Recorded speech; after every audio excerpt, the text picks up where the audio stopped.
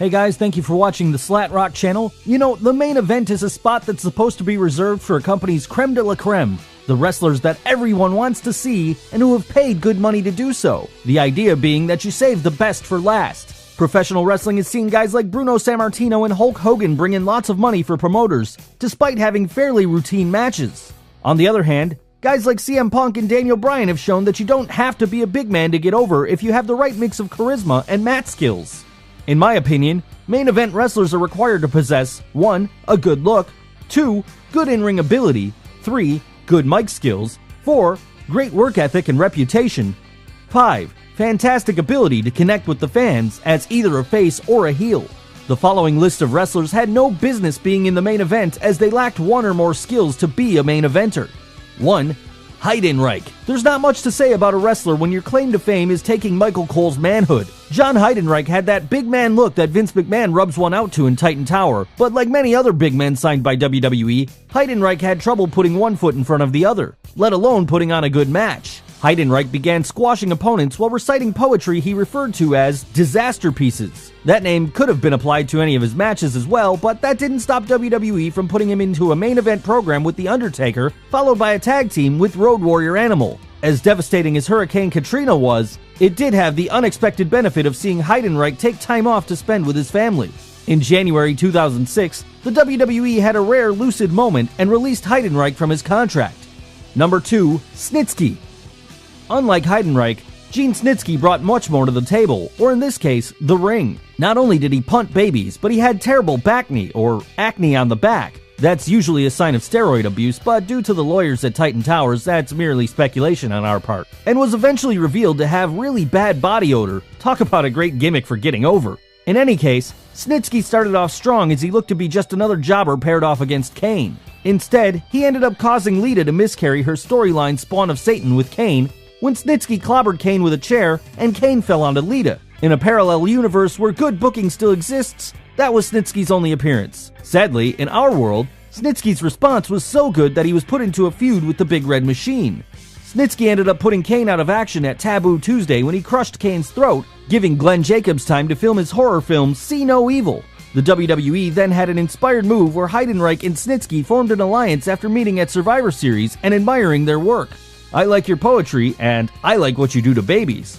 The two conspired at the Royal Rumble to take out The Undertaker during Taker's casket match with Heidenreich, but Kane evened the odds. Sadly, WWE writers failed basic math and booking when they paired Snitsky and Heidenreich as 0 times 0 still equals 0. Snitsky didn't connect with the fans, however, he would keep popping up on WWE television like genital warts until he was granted his release in December 2008, giving fans an early Christmas present. Number 3. Muhammad Hassan. Thanks to Vinnie Mac, Mark Kopani, who was born in Syracuse, New York, became Muhammad Hassan in WWE. His catchphrase was, "I'm Muhammad Hassan and I'm Arab American." The WWE walked on thin ice when it began a series of vignettes featuring a young Arab American facing discrimination in a post-9/11 America. The premise had potential as Hassan's motivation for being a heel was that his fellow Americans' prejudice had driven him to become the villain that people thought he was. Unfortunately, WWE's approach to sensitive issues has always been akin to someone trying to remove a hangnail with a chainsaw.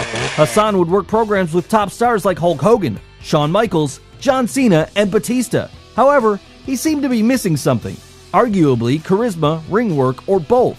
Then on July 4th, 2005, the WWE taped an angle on SmackDown where Hassan summoned 5 masked men to beat up The Undertaker and choke him out with piano wire. The angle clearly looked like Hassan was directing terrorists, a clear departure from his original concept as an unjustly judged citizen. To make matters worse, WWE aired the program on July 7th, 2005, the same day as the terrorist attacks on London. The bad choice, and that's putting it nicely, saw SmackDown's network UPN demand that Hassan be kept off the show. Hassan would be written out after a match with The Undertaker at the Great American Bash, where the Deadman powerbombed Hassan through a stage ramp. Rumors persist that Hassan was supposed to defeat Batista for the World Heavyweight Championship, but thankfully, that never happened.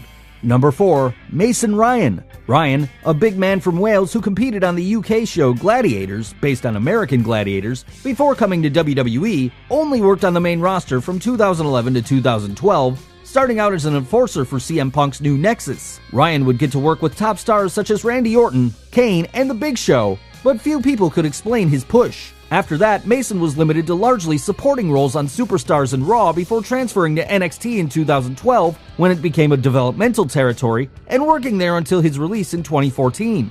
WWE liked the idea of having a babyface superstar from Wales. There were never any issues with Ryan's ego or attitude, so it was hard to see him go. Management felt that he wasn't getting better both in-ring and on mic at a fast enough rate that warranted him staying in NXT developmental. Ryan's WWE appearances were so rare that you probably saw the girl from the Verizon commercials more than him. Number 5. Papa Shango. Papa Shango debuted in early 1992, a time after the rock and wrestling era had ended and the new generation had yet to begin. Shango's strange abilities, such as setting jobbers' boots on fire, making the Ultimate Warrior projectile vomit, and even paralyzing Mean Gene Okerlund's arm, no, we're not making this up, got fans' attention, but not necessarily in a good way. Given crazy gimmicks like The Undertaker, it's hard to say whether Papa Shango's gimmick could have worked. Shango was slated for a main event program with the Ultimate Warrior, but the Warrior was released before it happened. Had the match happened, it's frightening to think of how bad the match would have been given both rings' limited ring skills. Shango would be gone by 1993, going down as one of the most bizarre characters in the WWF. If you think that's bad, consider this. Wrestling legend has all sorts of crazy rumors concerning Papa Shango, such as he was going to control Bob Backlund as some sort of zombie, or even use his black arts to control The Undertaker. The story has a happy ending though, because as we've documented in other videos, Shango would find success when he was repackaged as the Godfather. Number 6. The Great Khali. It's not every day you get a 7'1" wrestler who appeals to a demographic of nearly 1 billion people. Unfortunately, his nickname, the Punjabi Nightmare, was given due to his lack of wrestling ability. When Shawn Michaels has to tell you what camera to look at during a Royal Rumble, you know you're in trouble. Khali's debut was impressive. His initial matches with The Undertaker and Batista are the only talking points of his career. Khali's tremendous charisma has led to some appearances in Hollywood and Bollywood, which is good for him, as he definitely doesn't belong in a wrestling ring. Fans from India, we're sorry, but the Great Khali had an imposing look, but a straitjacket couldn't have limited his moveset any further than it already was. Number 7. Giant Gonzalez. In an industry known for exaggerating wrestlers' heights, Giant Gonzalez's build height of 7'9" was no exaggeration. Sadly, like the Great Khali, Giant Gonzalez's wrestling ability was the inverse of his height. There's only so much you can do with someone, even someone as big as Giant Gonzalez was, when your wrestling ability is limited and you have the charisma of a paperclip. Factor in a ridiculous-looking bodysuit with airbrushed muscles and bushy hair, and you had a WrestleCrap legend in the making. The WWF put Gonzalez into a feud with The Undertaker that lasted from 1993's Royal Rumble pay-per-view to SummerSlam of that year. Gonzalez's lack of ability and charisma killed what could have been one of The Undertaker's biggest feuds. Giant Gonzalez lasted less than a year in the WWF and passed away at the young age of 44 in 2010. Number 8. King Kong Bundy. King Kong Bundy made a big splash, both literally and figuratively, at the first WrestleMania, squashing Special Delivery Jones in a 9-second kayfabe time match. When Bundy was teamed with Big John Studd, he began tearing through the WWF's ranks, even doing an injury angle where he broke Andre the Giant's sternum. Clearly, the WWF had big things in store for the Atlantic City Avalanche, and this became evident when Bundy injured Hulk Hogan on an episode of Saturday Night's Main Event. The WWF used the injury angle to hype a Bundy vs. Hogan steel cage match at WrestleMania 2. Regrettably, like most of the matches at WrestleMania 2, something was missing from the main event. Although Bundy was more than capable of running house show main events against the Hulkster, he just didn't seem right for the WWF's biggest show of the year. Bundy would return to teaming with Big John Studd, a role he was well suited for. Rumor has it that the WWF was going to eventually split Studd and Bundy up and then have them feud, but Studd left the WWF before this could happen. Number 9. Sid Justice. Sid Justice was known for being a big wrestler who was an even bigger flake behind the scenes. Whether it was his attempt to attack Brian Pillman with a squeegee, stabbing Arn Anderson with a pair of scissors, or disappearing from wrestling to play softball, Sid's monster look was probably the only thing that kept him employed. Despite Sid's penchant for bizarre behavior, Vince McMahon went with a Sid vs. Hulk Hogan match at WrestleMania 8, skipping the Flair vs. Hogan match fans had expected since Flair's arrival in the WWF. Sid's match was awful, noteworthy only for a late run-in by Papa Shango. He was sorting his voodoo dolls backstage that botched the finish. As bad as Sid was, Vince McMahon's obsession with big men kept Psycho Sid around, and this wouldn't be the last time he main evented a WrestleMania, or stunk it up for that matter, losing to The Undertaker at WrestleMania 13. Number 10. The Miz. The Miz is a talented worker with a good amount of charisma. At WrestleMania 27, he had the chance to prove that he was main event worthy.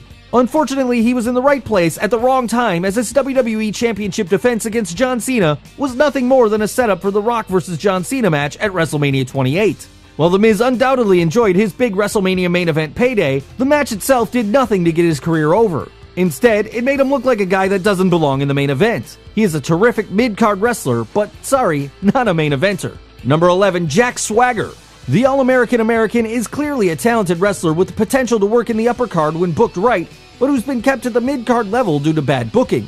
After his September 2008 debut, the WWE carefully groomed Swagger, giving him the ECW title before putting him on Raw. Swagger went from competing unsuccessfully for the US title to winning the Money in the Bank ladder match at WrestleMania 26. Swagger cashed in to defeat Chris Jericho for the World Heavyweight Championship on the March 30, 2010 SmackDown, only to hold it for less than 3 months. Swagger's inability to connect with fans and the fact that his mic skills are bad, his push was stopped and he rarely appears on WWE these days. Number 12, Zeus. Actor Tiny Lister starred in the Hulkster's film No Holds Barred as Zeus, an unstoppable monster out to end the career of Hogan's film counterpart, Rip Thomas. When No Holds Barred wasn't the hit that Vince McMahon had hoped for, he decided to use Zeus as a wrestler. Legend has it that McMahon wanted to build Hogan vs. Zeus as a program to headline WrestleMania 6, but went with Warrior vs. Hogan instead. That didn't stop him from milking a Zeus vs. Hogan program all the way from the summer of 1989 until the year's end. Zeus would team with Randy Savage against Hogan and Beefcake at SummerSlam, face Hogan's team at Survivor Series, then wrap things up in a steel cage match in one of the most diabolically planned pay-per-views ever. On December 27, 1989, the WWF aired No Holds Barred the movie, The Match, a pay-per-view where fans had to sit through Hogan's movie, No Holds Barred, before seeing a cage match pitting Hogan and Beefcake against Zeus and Savage. Zeus's lack of wrestling moves and overall lack of ability made him a top candidate for the 7 wrestling wonders of the world, mainly a wonder how he got into the business. Number 13, Sergeant Slaughter. In 1984, Sergeant Slaughter was arguably as over with WWF fans as champion Hulk Hogan. His feud with the Iron Sheik set the WWF on fire, and there's no telling where Slaughter would have gone except for a merchandise dispute with Vince McMahon saw him leave. In 1990, Sergeant Slaughter returned to the WWF, this time as an Iraqi sympathizer who had tired of what he saw as the WWF fans embraced former heel, now turned babyface, Nikolai Volkov. While Sergeant Slaughter still had a lot of charisma, his ring work was awful, reminiscent of a woolly mammoth stuck in a tar pit.